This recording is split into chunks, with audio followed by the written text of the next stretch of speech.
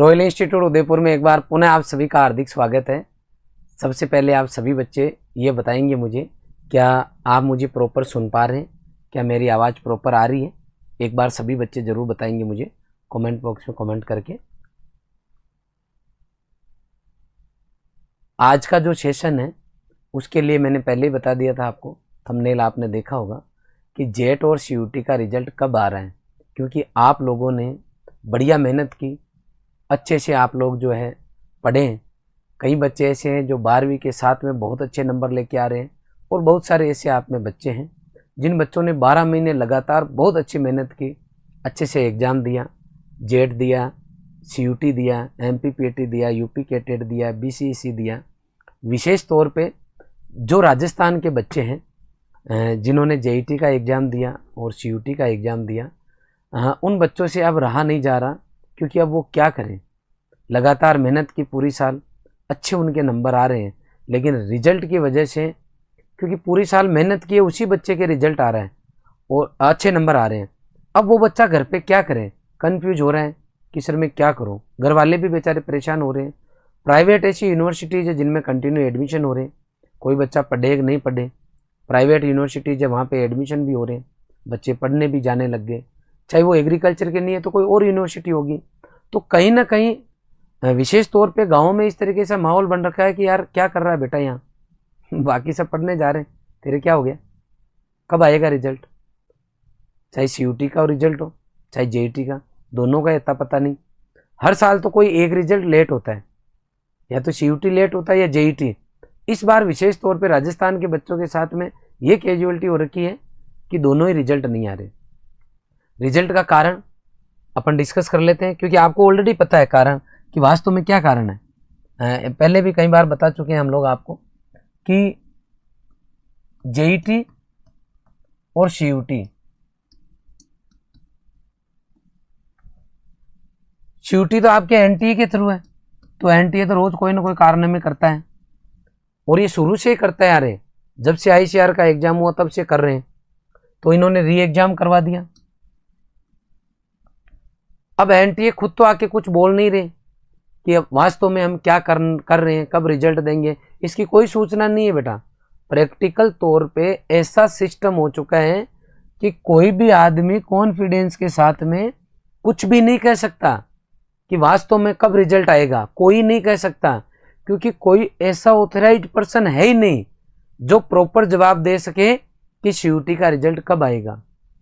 अपने और इनके बीच में वेब लिंक है, वेबसाइट पे जाके हम लोग चेक कर लें, जो कि आप दिन में 17 बार चेक कर रहे हो। इसके अलावा कोई सोर्स नहीं है बेटा। और एनटीए के पास इतने एग्जाम हैं कि सीयूटी का नंबर चौथे 5वें नंबर पे आता है। इससे पहले ऑलरेडी वो दूसरे कामों में उलझे हुए हैं। पहले एक बार ऐसा लग रहा कि 22 तारीख को ये रिजल्ट दे देंगे,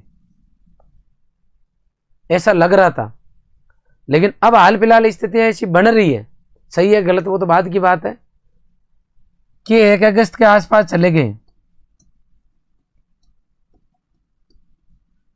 इसके 2-3 दिन पहले या 2-3 दिन बाद तक रिजल्ट आने के चांसेज हैं, उससे पहले सीयूटी के रिजल्ट आने के चांसेज नहीं के बराबर। तो ये तो काम हो गया आपके सीयूटी का। दूसरा बच गया राजस्थान में जेईटी का। जेईटी के मैटर पे यह हुआ कि एक ओएमआर सीट मिस हो गई। अब समझदारी तो यह होती कि जब अपने को पता चल गया कि एक ओएमआर कम है, तो उसको पुराने अनुभव के आधार पे या आज तक के इतिहास में अगर पहली बार ये केस हुआ है, तो यूनिवर्सिटी को, राजस्थान गवर्नमेंट को, या अगर उनको जरूरत पड़ती कि भाई कोर्ट के थ्रू इस मैटर को सॉर्ट आउट किया जाए कि भाई इस बच्चे के लिए क्या किया जाए, एक कमिटी बना के उस पर्टिकुलर बच्चे के लिए क्या वर्किंग करनी चाहिए, वो काम हो जाना चाहिए था अभी तक। लेकिन सिस्टम की अगर बात करें तो एफआईआर दर्ज हुए हुए लगभग 15 से 20 दिन हो गए, पता चले हुए इनको 20 से 25 दिन हो गए, एफआईआर दर्ज करवा दी। तो उसके बाद में इसकी वर्किंग प्रोसेस जो है वो वास्तव में फास्ट होनी चाहिए।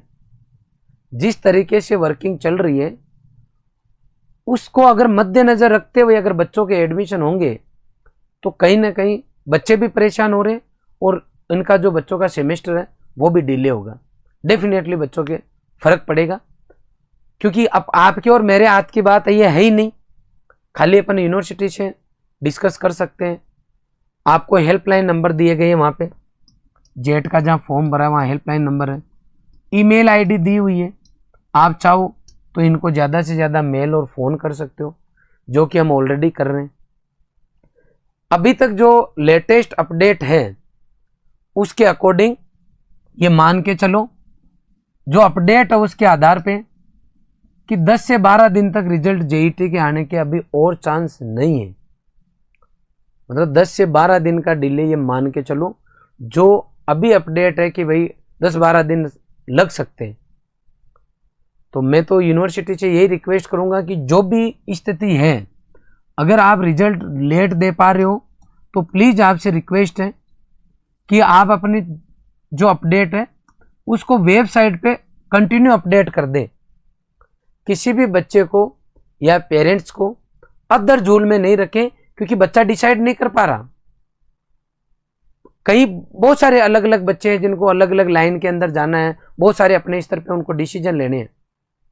खाली वो जेईटी के भरोसे नहीं है।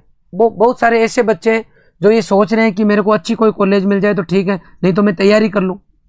बहुत सारे ऐसे बच्चे हैं कि मैं वेटरनरी में एडमिशन लूँ या नहीं लूँ, अगर मुझे इधर बीएससी के अंदर कोई कॉलेज मिल गया तो मैं बीएससी करूँगा, इधर मेरा नहीं होगा तो मैं वेटरनरी में जाऊँगा। अब वो बच्चा क्या करेगा, क्योंकि उधर तो प्रोसेस चालू हो गया। अलग अलग बच्चों की अलग अलग परिस्थितियां बन रही है। जेट रिजल्ट लेट हो रहा है, सीयूटी रिजल्ट लेट हो रहा है, इसका मतलब कतई ये नहीं है कि पूरे हिंदुस्तान की बाकी यूनिवर्सिटीज रुकी हुई है। अदर जो एग्जाम है उनके लिए बच्चे वेट करें, जरूरी नहीं है। इसलिए ये दुख की बात है, लेकिन ये बात सही है कि चीजें जो है वो बच्चों के फेवर में नहीं हो रही है, ना पेरेंट्स के फेवर में हो रही है। और सबसे बड़ी बात है क्लियरिटी नहीं है, किसी को कुछ पता ही नहीं है कि वास्तव में क्या हो रहा है और कब क्या होने वाला है। इसलिए बच्चों, आपके पास और मेरे पास बहुत ज़्यादा ऑप्शन इस मैटर पे है नहीं। बच्चे रोज़ मैसेज भी करते रहते हैं, फ़ोन भी करते रहते हैं, किस बच्चे को हम क्या कहें, और हमारे पास प्रॉपर जानकारी हो तो हम आपको दें। जो सोर्स आपके पास है वही सोर्स हमारे पास है बेटा। इसलिए 10 से 12 दिन आपको जेट और सीयूटी के लिए एक तरीके से वेट करना है। और मैंने पहले कह दिया था, इसके बाद में भी लगभग 2 महीने का प्रोसेस रहता है ओवरऑल रिजल्ट के बाद में। तो अब तो रिजल्ट के बाद में भी ये तो 3-4 महीनों पे जा रहा मामला। यूँ मान के चलो कि अगस्त के अंदर आपका रिजल्ट आता है तो सितंबर का महीना तो आपका लगभग अगस्त सितंबर काउंसलिंग में जाने हैं। लगभग 15 सितंबर बाद में कहीं आपको कहीं यूनिवर्सिटी कॉलेज बुला ले तो ठीक है, अदरवाइज ये 3-4 राउंड काउंसलिंग करवाते हैं तो उसमें अपना खराब कर देंगे। आज हमने मीटिंग रखी हमारे स्टाफ की।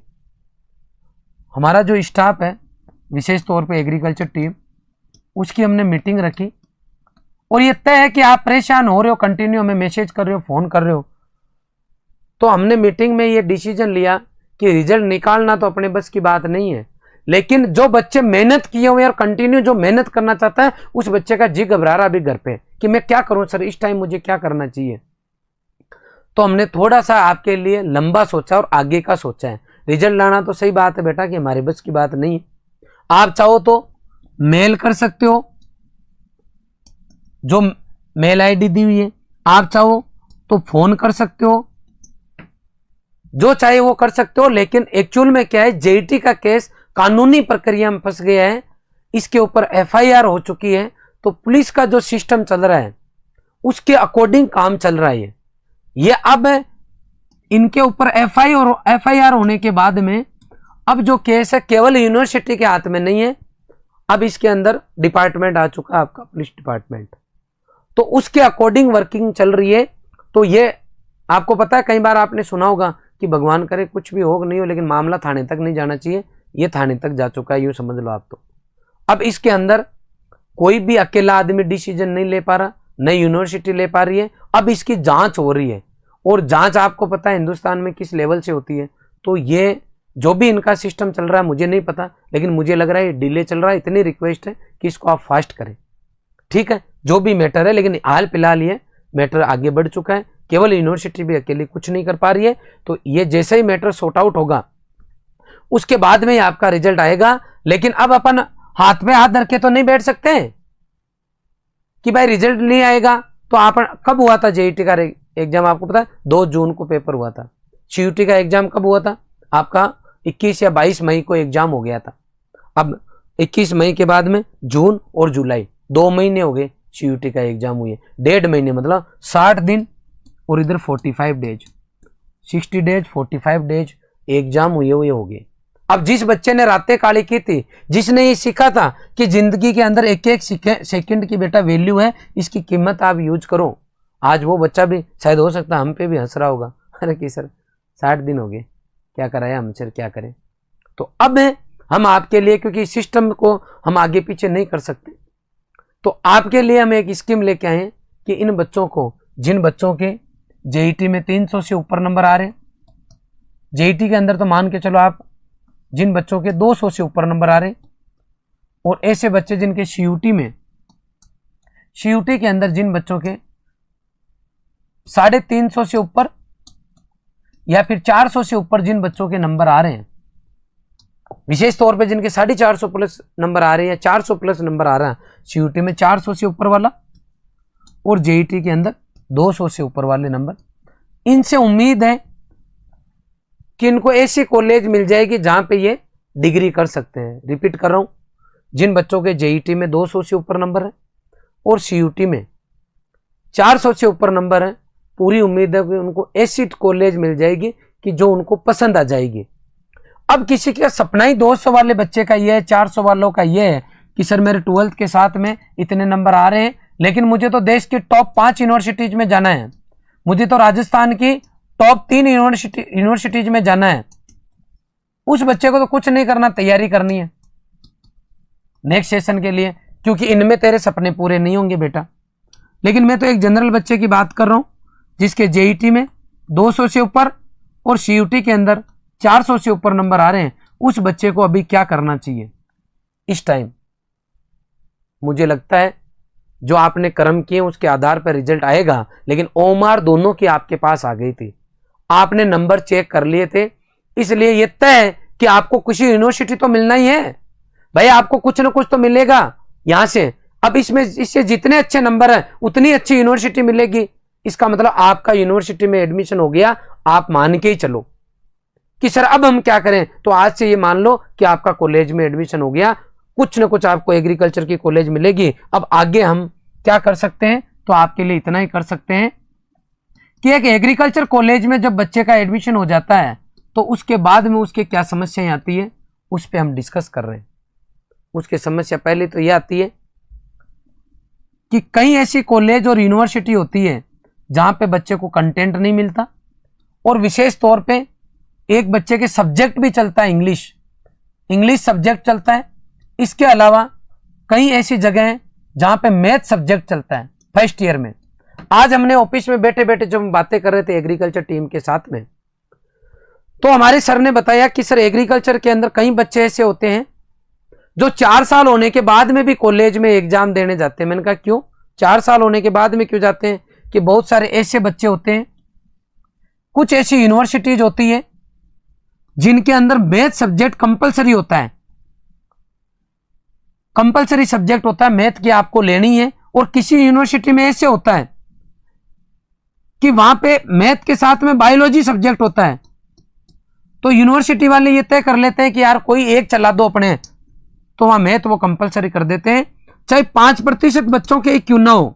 इसमें सब बच्चे घबराए नहीं कि सर हमें जाके मैथ पढ़नी है क्या, सब यूनिवर्सिटी की बात नहीं कर रहा। 5% बच्चों की ये समस्या आती है कि बच्चे को मैथ पढ़नी चाहती है और मैथ के अंदर बैक लगती है, और वो ऐसी लगती है कि डिग्री हो जाती है बच्चे की, लेकिन मैथ के पेपर की बैक नहीं निकलती फर्स्ट ईयर की। इसका मतलब है कि वो बच्चा जिसके हो सकता है कहीं ना कहीं मैथ टकरा जाए, तो एक तो हम मैथ की क्लास आपके फ्री ऑफ कॉस्ट चालू कर रहे हैं, कोई चार्ज नहीं ले रहे, फ्री ऑफ कॉस्ट मैथ की क्लास हम बच्चों के चालू कर रहे हैं। तो जिनका ऐसा किस्मत रहा ऐसी यूनिवर्सिटी में चला गया जहां मैथ लेनी पड़ रही है, वो बच्चा मैथ पढ़ना चालू कर दे। इसके अलावा एग्रीकल्चर के सभी बच्चों के अलग अलग बात है। यहां पे क्वेश्चन एराइज हो रहा है कि सर बीएससी एग्रीकल्चर क्या इंग्लिश में ही होती है? ये क्वेश्चन है यहां पे। क्या बीएससी एग्रीकल्चर इंग्लिश में होगी? तो उसका आंसर है कि वैसे तो इंग्लिश में करने में ही फायदा है, लेकिन अलग अलग एरिया में कुछ यूनिवर्सिटीज हिंदी में करने के भी परमिशन देती है। जैसे मैं उदयपुर की बात करता हूं तो आप हिंदी इंग्लिश दोनों लिख सकते हो। मैं राजस्थान की बात करता हूं, लगभग यूनिवर्सिटी में हिंदी इंग्लिश दोनों लिख सकते हो। यह अलग बात है कि थर्ड ईयर फाइनल ईयर तक बच्चा जो है विशेष तौर पे 5वें और 6ठे सेमेस्टर में जाके इंग्लिश में लिखने लग जाता है, लेकिन यहां ऑप्शन दिया जाता है।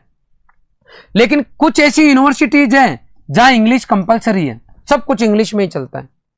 इसका मतलब है वहां पे बच्चों को इंग्लिश में करना होता है। एक हिंदी मीडियम का बच्चा अगर 2-3 महीने ढंग से मेहनत कर लेता है तो वो इंग्लिश कवर कर सकता है आराम से, कोई तकलीफ नहीं है। लेकिन इंग्लिश सब्जेक्ट तो सभी यूनिवर्सिटी में चलते हैं। जैसे मान लो फर्स्ट सेमेस्टर में आपके 8 सब्जेक्ट हैं, तो आप पेपर चाहे हिंदी में दो चाहे इंग्लिश में दो। आप हिंदी मीडियम लेते हो पेपर का, इंग्लिश लेते हो बाद की बात है, लेकिन सब्जेक्ट इंग्लिश चलता है। जैसे मान लो आपके एक सब्जेक्ट है एग्रोनॉमी की, क्रॉप्स है किसी सब्जेक्ट में, कहीं पर आपके फ्रूट्स है, कहीं पर आपके सोइल मैनेजमेंट है, कहीं पर आपके वीड मैनेजमेंट है, कहीं पर आपको मान लो ब्रीड है। तो ये अलग अलग सब्जेक्ट हो गए। अब मान लो आपके एक सब्जेक्ट इंग्लिश भी है, तो जो हिंदी मीडियम का बच्चा है उसकी इंग्लिश वीक होती है बेटा, वो इंग्लिश में ज्यादा कुछ कर नहीं पाता। तो हम चाहते हैं कि इस टाइम हमारा बच्चा अगर घर पे बैठा है तो वो इंग्लिश पढ़े। उसके लिए हम आपको क्लास देंगे, और वो जो आपके फर्स्ट सेमेस्टर है, इसके अलावा फर्स्ट सेमेस्टर के जो भी कोर्स हैं, पहले बात कर लेता हूं मैं। बीएससी एग्रीकल्चर जिसके अंदर आपके 8 सेमेस्टर होते हैं, जिसके अंदर स्टडी के मेन जो सेमेस्टर है वो 6 है। तो फर्स्ट सेमेस्टर के अंदर बच्चे के लिए इंग्लिश, इसके अलावा बच्चे के लिए मैथ, इसके अलावा फर्स्ट ईयर के जो भी सब्जेक्ट चलते हैं जिनके अंदर बच्चा जाके घबराता है, तो हमने आज हमारी पूरी टीम के साथ में बैठ के ये देख लिया कि फर्स्ट ईयर में क्या क्या सब्जेक्ट चलते हैं, कहां कहां पे। तो हमने देख लिया कि लगभग 90% सिलेबस सभी यूनिवर्सिटीज का सेम है। A to Z यूनिवर्सिटीज का 90% सिलेबस सेम है। तो इन सभी 90% बच्चों के लिए फर्स्ट सेमेस्टर का जो कोर्स है वो बेटा हम आपको YouTube पर चालू कर रहे हैं। इस कोर्स के लिए हमारी टीम आपके सामने आएगी लाइव मंडे को हम सब लोग लाइव आके इस कोर्स में हम आपको क्या क्या पढ़ाएंगे, कैसे पढ़ाएंगे, क्या कराएंगे, कैसे आप यूनिवर्सिटी में टॉप कर सकते हो, कैसे अच्छे नंबर ला सकते हो, कैसे इस टाइम का सदुपयोग कर सकते हो। इन सब चीजों का ध्यान में रखते हुए हम एक नया हमारा चैनल जो है लॉन्च करेंगे, या फिर हमारे जो ऑलरेडी चैनल है उनमें से किसी एक को हम आप लोगों के लिए बीएससी एग्रीकल्चर के लिए डेडिकेट करेंगे, जहां पे बीएससी एग्रीकल्चर का जो कोर्स है हम आपको पढ़ाएंगे। चैनल हम 2 आपको डेडिकेट करेंगे बीएससी एजी के लिए, एक रहेगा हिंदी मीडियम और एक रहेगा इंग्लिश मीडियम, ताकि हिंदी मीडियम का बच्चा भिड़ते ही जो है इंग्लिश मीडियम में जाएगा तो अनकंफर्ट फील करेगा। तो हम शुरुआत यहीं से कर देंगे, और हम जो आपके फर्स्ट सेमेस्टर में जो भी सब्जेक्ट चलते हैं, क्योंकि वो हमें पता है सब्जेक्ट, हमने हर जगह का कंटेंट हमने जो है कोर्स है वो देख के सब कुछ हमने रेडी कर लिया है। तो मैं चाहता हूं बेटा कि जिनके 400 से ऊपर नंबर आ रहे हैं, जिनके 200 से ऊपर नंबर आ रहे हैं, वो सेमेस्टर की तैयारी चालू कर दो। ये जो समय आपका अभी खराब हो रहा है, ये समय आपको वापस नहीं मिलेगा। यूनिवर्सिटी आपको जो अगर 2024 में एडमिशन दे रही है तो 2028 में फ्री कर देगी। इसका मतलब फिक्स है 8 सेमेस्टर। आपका नुकसान इस सेमेस्टर को जो समय दिया जाएगा फर्स्ट और सेकंड को, वो उसमें से समय आपका लगना चालू हो गया है, मान के चलो। इसका मतलब है अब हम थोड़ा आगे की सोचते हैं और हम पढ़ना चालू कर देते हैं, क्योंकि हम अपने आप को सिलेक्टेड मान लेते हैं। जो भी यूनिवर्सिटी मिलेगी कॉमन सिलेबस है तो हम अभी से पढ़ना चालू कर देंगे। तो मेरे ख्याल से इस समय का सदुपयोग कर लेंगे, गिड़गिड़ाने से और कुछ नहीं होने वाला, टाइम कभी लौट के नहीं आएगा। इसलिए हम लोग आपके लिए free of cost YouTube channel के ऊपर आपको हम बीएससी फर्स्ट सेमेस्टर का कोर्स चालू करा देंगे, जिसके अंदर आप बेटा पढ़ना चालू कर देना। यूट्यूब पर होगी क्लास, बिल्कुल यूट्यूब पर होगी। इसी चैनल के ऊपर हमारा अलग एक एग्रीकल्चर के नाम से हम चैनल डेडिकेट कर देंगे। उस चैनल के ऊपर जो है हम आपको ये सब सुविधाएं दे देंगे ताकि आप लोगों का जो है समय का सदुपयोग हो, आप लोग पढ़ सकें और किसी ऐसी यूनिवर्सिटी कॉलेज में चले गए जिस सेमेस्टर का या कोई सर आपके वहाँ अवेलेबल नहीं है तो आप लोगों को इसका फायदा मिल जाएगा। पूरा का पूरा कंटेंट हम आपको यूट्यूब पर देंगे और फ्री ऑफ कॉस्ट देंगे, किसी तरह का कोई चार्ज नहीं लेंगे। अब किसी बच्चे को कुछ पूछना है तो आप लोग कमेंट करें, मैं आपको बताना शुरू कर देता हूं। आप पेमेंट शीट का पूछ रहा है, एक बच्चा पूछ रहा है पेमेंट शीट में प्रॉब्लम थोड़ी है सर एडमिशन में गवर्नमेंट कॉलेज में। अब मैं आपको बता देता हूं पेमेंट और गवर्नमेंट शीट क्या होती है।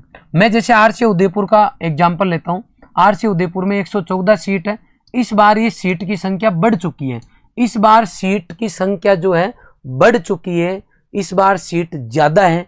लेकिन मैं क्योंकि लास्ट ईयर के डेटा पे डिस्कस कर रहा हूं, हम ये क्वेश्चन समझाने की कोशिश कर रहे हैं कि पेमेंट जो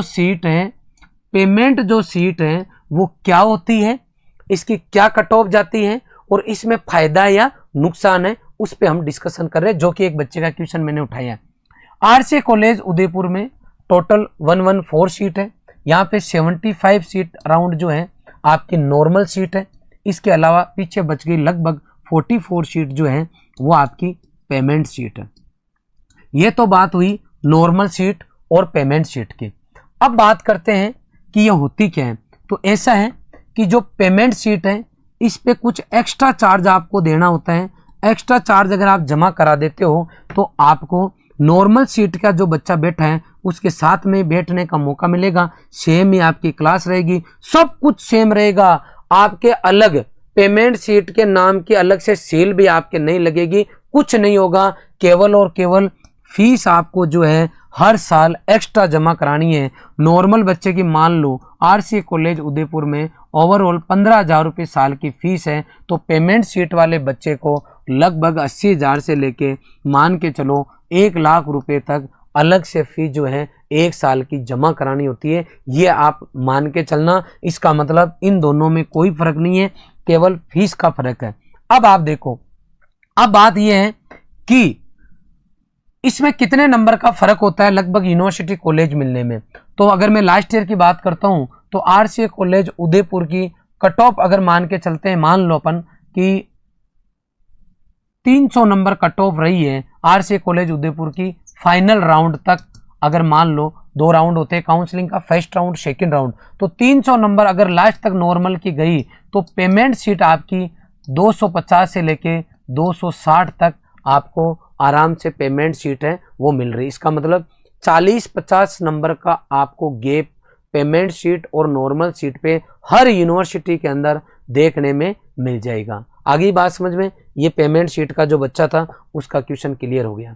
दूसरा बच्चा कौन सा है, क्या लिख रहा है, जेट कब आएगा, जेट का रिजल्ट कब आएगा। अभी तक जो इंफॉर्मेशन है उसके अकॉर्डिंग 10 से 12 दिन लगेंगे। सीयूटी का बताओ कितने नंबर चाहिए, कितने नंबर चाहिए। सीयूटी पे आ जाते हैं अपन। सीयूटी के अंदर ऐसा है कि आपका 600 नंबर का पेपर है। जिस बच्चे के 600 नंबर में से 550 प्लस नंबर आ रहे हैं उसको मनपसंद, जैसे किसी को आईआरआई चाहिए, आईआरआई के लिए हो सकता है क्योंकि सीट थोड़ी सी कम हो गई है तो इसका 550 की जगह 560 570 तक भी जा सकती है। कुछ कहा नहीं जा सकता आईआरआई के लिए, लेकिन 550 प्लस नंबर आ रहा है वो एक बार मान सकता है कि शायद मुझे मिल जाए। आईआरआई की बात कर रहा हूँ।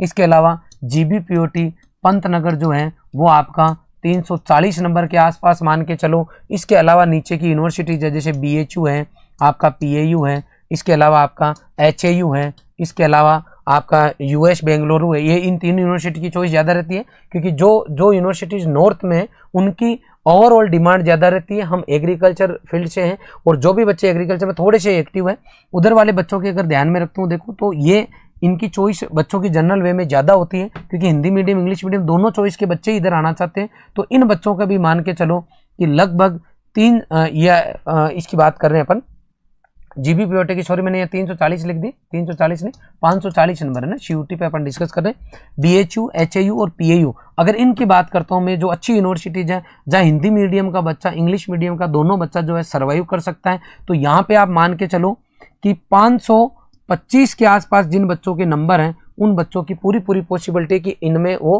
कहीं ना कहीं डल जाएंगे। 520 तक भी बच्चा जो है BHU तक जा सकता है, क्योंकि इस बार BHU के अंदर एडमिशन CUT से नहीं होके ICAR से हो गया। तो मुझे लगता है थोड़ा बहुत कंपटीशन ज़्यादा ही होगा, कम नहीं होगा, क्योंकि BHU में 2 तरीके से एडमिशन हो रहा है।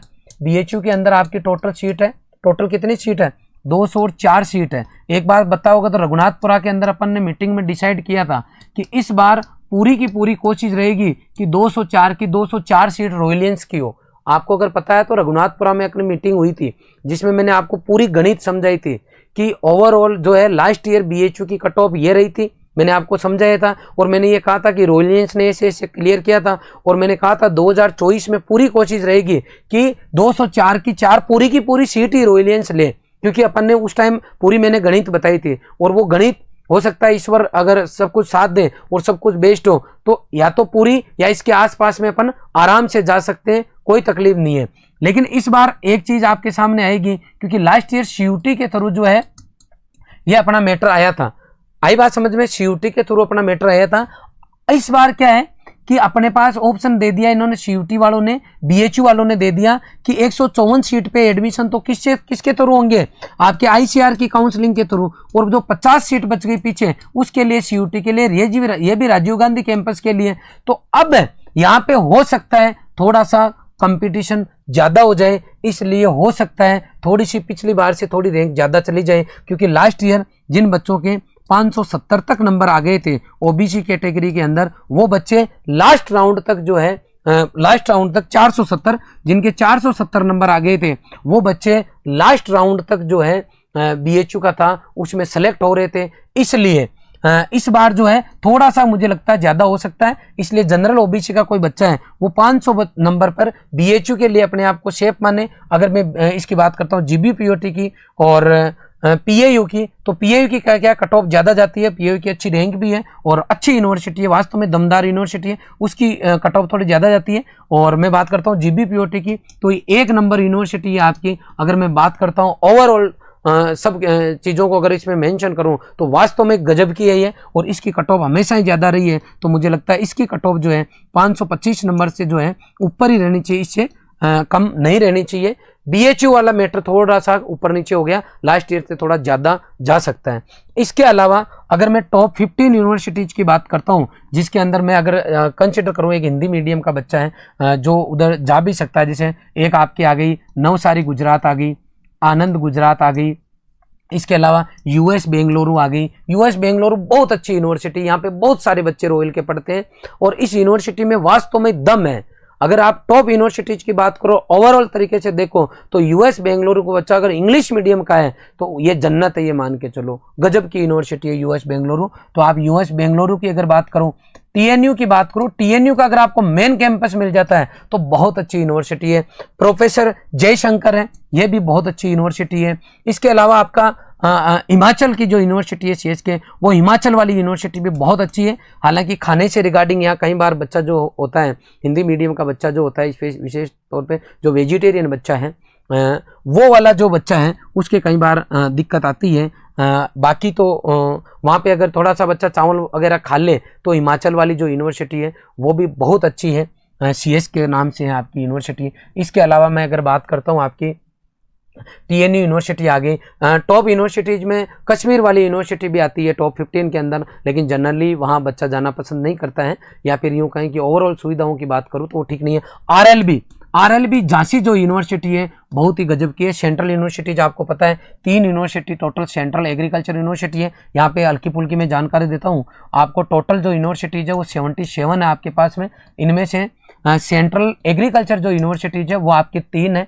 आपकी एक तो है डॉक्टर राजेंद्र प्रसाद, और एक है आपकी RLB, और एक है आपकी इम्फाल जो आपकी मणिपुर है वहाँ पे है। इनमें से सबसे बेस्ट है RLB। कल ही मेरे निशांत बच्चे से बात हुई थी कोटा का, वो फाइनल ईयर का बच्चा है, JRF एग्रोनॉमी से वो तैयारी कर रहा है। उस बच्चे ने कोर्स लिया था तो मैं ऐसे ही बात कर रहा था उससे, तो इस बच्चे का कहना है कि बहुत अच्छी यूनिवर्सिटी है, हमारे रोलियंस खूब है। उसका यूँ कहना है कि 50 से 60 बच्चे हम 8% रोलियंस जो है सभी ईयर को मिला ले फाइनल ईयर तक को, तो अभी 8% हम पढ़ रहे हैं, जिसके अंदर RLB जो यूनिवर्सिटी है बहुत अच्छी है। और सबसे बड़ी बात है इसकी फीस बहुत कम है। और मैंने इससे पूछा कि भाई आप फाइनल ईयर में आ गए तो आप 4 साल इस यूनिवर्सिटी में रहे हो, क्या आपको वास्तव में इस यूनिवर्सिटी के अंदर कैसा लगा, आप मुझे अपना पूरा डिटेल में जानकारी दो। और क्या आपको स्कॉलरशिप मिल रही है, क्या आपको किसी तरह की कोई प्रॉब्लम आ रही है, सेंट्रल यूनिवर्सिटीज है तो आपको क्या क्या फ़ायदे मिल रहे हैं, सब चीज़ें मैंने ओवरऑल बच्चे से डिस्कस की और बच्चा फुली सेटिस्फाइड था उस यूनिवर्सिटी से। RLB के अंदर फीस भी बहुत कम है, बहुत कम फीस है इस यूनिवर्सिटी के अंदर। मैं बच्चों को सजेस्ट करना चाहूँगा कि आप RLB जो है उसमें भी जा सकते हैं, अच्छी यूनिवर्सिटी आपकी।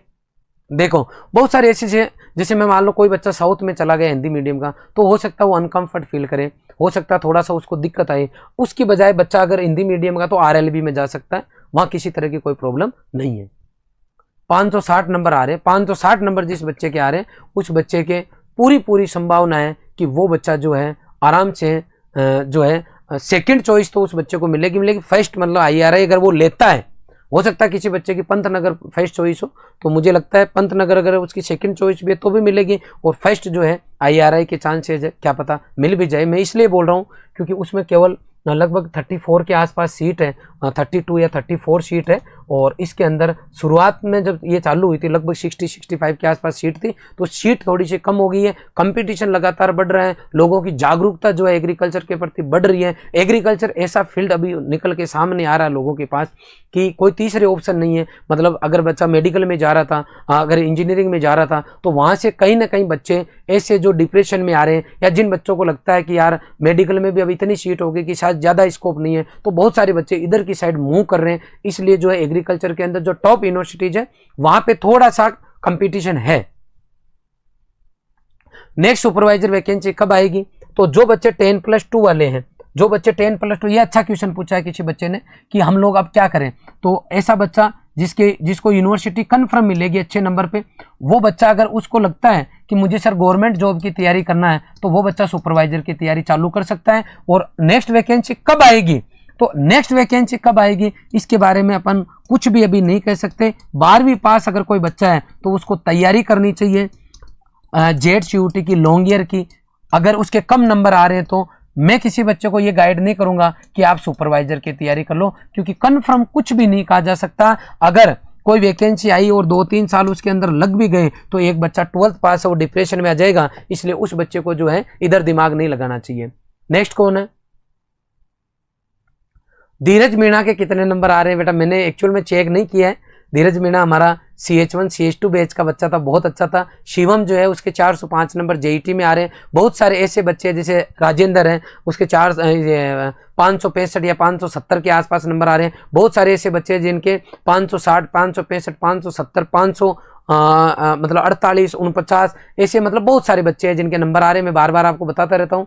अगर इस बार अगर अभी जितना जल्दी रिजल्ट आ जाए उतना ही आपको मजा आ जाएगा। मतलब रिजल्ट देख के रोयल का 470 नंबर है यूनिवर्सिटी में, हाँ अच्छा मिल जाएगा। 470 में टॉप 15 जो यूनिवर्सिटीज है उनमें आप आ जाओगे बेटा, कोई दिक्कत नहीं है। देखो मैंने रेंज बता दिया आपको, पुनः रिपीट कर रहा हूँ। जिस बच्चे के JET में 2 से ऊपर नंबर आ रहे हैं और जिस बच्चे के CUT के अंदर 400 से ऊपर नंबर आ रहे हैं, उनको ऐसी यूनिवर्सिटी मिलने के पूरे चांसेज हैं कि उनको पसंद आ जाएगी कॉलेज, जहाँ तक मैं मान के चल रहा हूँ। तो ऐसे बच्चों को जो है बेटा आपको सेमेस्टर वाइज अपने कॉलेज की पढ़ाई चालू कर देनी चाहिए। और एक बार कहते हैं कॉलेज में जाने के बाद में फर्स्ट सेम में जो रिजल्ट आपका रहता है वही रिजल्ट कंटिन्यू जनरल वे में मेंटेन रहता है, या वो आपके कॉन्फिडेंस का काम में आता है। इसलिए फर्स्ट सेमेस्टर के अंदर आपका रिजल्ट बहुत ही जबरदस्त आना चाहिए और उसकी तैयारी आपको अभी से चालू कर देनी चाहिए। 360 में कैटेगरी कॉलेज मिलेगी क्या? देखो बच्चा ऐसा है, जो राजस्थान के विशेष तौर पे बच्चे हैं और SC और ST कैटेगरी में आते हैं, विशेष तौर पे ST कैटेगरी में अगर उन बच्चों के 300 नंबर भी CUT में आ रहे हैं या 350 नंबर आ रहे हैं, तो उन बच्चों को ये मान के चलो कि अच्छी यूनिवर्सिटी टॉप, ये मान के चलो कि टॉप 15 यूनिवर्सिटी है, वो बच्चा 350 नंबर वाला ST कैटेगरी का बच्चा है तो डेफिनेटली उस बच्चे को मिल जाएगी, कोई तकलीफ नहीं है। इसके अलावा आपका ICR के अंदर भी, ICR जो है आपका लगभग 12 ब्रांच में डील करता है। आपका एक आपकी होगी general agriculture BSc, horticulture, forestry, fisheries. इसके अलावा आपकी आ गई कम्युनिटी साइंस आ गई। इसके बाद में आपकी आ गई agriculture engineering, dairy technology, food technology, biotechnology, इसके अलावा आपके पास आ गई सेरीकल्चर, इसके अलावा आपके आ गई कम्युनिटी साइंस आ गई, फूड न्यूट्रिशन, ये इस तरीके की कुछ ब्रांच है आपकी। इसके अलावा इस बार अभी 2 साल में उन्होंने चालू किए नेचुरल फार्मिंग। ये जो ब्रांच है इनके अंदर ICAR जो है डील करता है बेटा। अब यहाँ पर भी मैं आपको जनरल कट ऑफ की बात कर लेता हूँ हर साल की। अगर किसी बच्चे के ओवरऑल रैंक, किसी बच्चे के ओवरऑल जनरल और OBC कैटेगरी का बच्चा है तो उसकी अगर जनरल रैंक अगर मैं बात करता हूँ, अगर उसकी रैंक लगभग 7000 तक आएगी, ICAR की पहले तो आपका CUT का रिजल्ट आएगा, फिर रैंक बनेगी, उसके बाद में अगर 7 से 8000 तक भी आती है तो नीचे से नीचे की जो कॉलेज होती है वहाँ पे आपको एग्रीकल्चर BSc मिल जाता है। अगर मैं बात करता हूँ हॉर्टिकल्चर की तो लगभग 10,000 रैंक के आसपास तक हॉर्टिकल्चर मिल जाता है। मैं बात करता हूँ फॉरेस्ट्री और फिशरीज की, ये भी आपको लगभग 10-12 हज़ार तक लास्ट में करते करते मिल ली जाती है। SC ST का बच्चा है, मान लो कोई बच्चा, और अगर उसके 20,000 तक भी रैंक आती है तो उसको एग्रीकल्चर सब्जेक्ट जो है वो मिल जाता है बेटा। इसलिए जो स्थिति बता रहा हूँ वो ये बन रही है, और इसके लिए आप ये मान के चलो कि जिन बच्चों के 300 से ऊपर नंबर आ रहे हैं वो कहीं ना कहीं किसी न किसी जगह कुछ न कुछ की उम्मीद कर सकते हैं। तो आप लोग ज़्यादा बेटर जानते हो, आपने अपनी OMR देखी है, उसके अकॉर्डिंग आप डिसीजन लें। ऐसे बच्चे जिन बच्चों के 200 से कम JET में और 300 से कम नंबर CUT में आ रहे हैं, उन बच्चों के लिए हमारा लॉन्ग ईयर बैच चालू कर दिया हमने 2025 के लिए। 2025 का बैच ऑनलाइन और ऑफलाइन चालू है। मैं बार बार बोल रहा हूँ कि जिस बच्चे को तैयारी करनी है वो ज्वाइन कर लें, और अगर आपका काउंसलिंग कराएंगे और कहीं पर भी अगर नंबर आ गया तो इंस्टीट्यूट की तरफ से आपको वापस पूरी की पूरी जो आपकी फीस है वो हम लोग रिफंड कर देंगे। इसलिए कोई ऐसा बच्चा जिसको नेक्स्ट सेशन के लिए तैयारी करना अभी केवल उम्मीद में बैठा है, वो ऑनलाइन आए या ऑफलाइन आए, आपकी पूरी की पूरी फीस रिफंड देंगे। इसलिए कोई भी बच्चा अगर ऐसा है तो वो डिले नहीं करे प्लीज़ बेटा। 450 पर अच्छा कुछ मिल जाएगा। AU जोधपुर कितने नंबर पर मिल जाएगा, तो AU जोधपुर आपका जो मिलने वाला है उसकी सब कुछ कट ऑफ पे डिपेंड करेगा। लेकिन ऐसा बच्चा जिसके 300 से ऊपर नंबर आ रहे हैं उनको राजस्थान की जो 5 यूनिवर्सिटी है उनमें से कोई ना कोई एक जरूर मिल जाएगी बेटा। ठीक है, SC ST के बच्चे अगर आपके 300 350 नंबर आ रहे हैं तो आप निश्चिंत रहें, आपको डेफिनेटली मिलेगा। ठीक है बेटा। इसके अलावा आपके कुछ काम हो, कुछ जानकारी लेनी हो तो आप इसी वीडियो के कमेंट सेक्शन में जाके कमेंट जरूर करें। और आपको ये वीडियो कैसा लगा, सबसे पहले तो आप एक बार इसको लाइक जरूर करें, सबसे मेरी रिक्वेस्ट है। और इस वीडियो को जो बच्चे आपकी तरह जो और परेशान हो रहे हैं उनको जरूर शेयर कर दें, ताकि उनको यूँ शांति रहे और क्लियर हो जाए कि अभी रिजल्ट के लिए 10-12 दिन जो है आप लोग वेट करें। हो सकता है रिजल्ट कल लिया जाए, तो आ जाएगा तो क्या देख लेंगे अपन, कोई दिक्कत नहीं है। लेकिन मेंटली फ्री रहे हम लोग, कुछ और सोचे, नया सोचे। तो आप भूल जाओ इसको कि भाई 1 अगस्त के आसपास देखेंगे, 1 अगस्त के आसपास कुछ न कुछ अच्छा सुनने को मिलेगा। उम्मीद करते रिजल्ट आ जाएगा।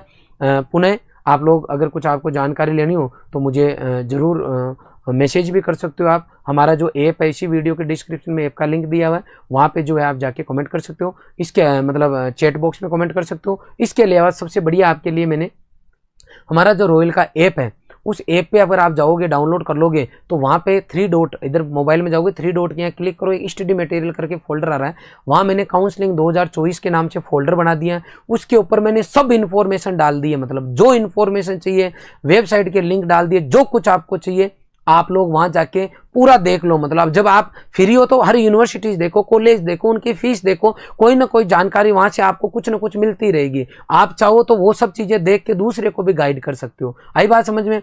सब कुछ आप अपडेट रहें, अपने आप को मेंटेन करके रखें। और मैं उम्मीद करूंगा कि आप लोग जो हैं, हमने जो आपके लिए free of cost BSc agriculture के कोर्स लॉन्च किए हैं उसको आप इंजॉय करोगे, उससे कुछ सीखोगे, और डेफिनेटली आपको यूनिवर्सिटी के अंदर जब आप एग्जाम देने जाओगे तो आपको फायदा मिलेगा। आप इतने लोग मेरे साथ इतनी देर तक जुड़े, इसके लिए आपका बहुत बहुत आभार। आपने इस संस्थान को इतना प्यार दिया, इसके लिए भी बहुत बहुत आभार। Thank you very much.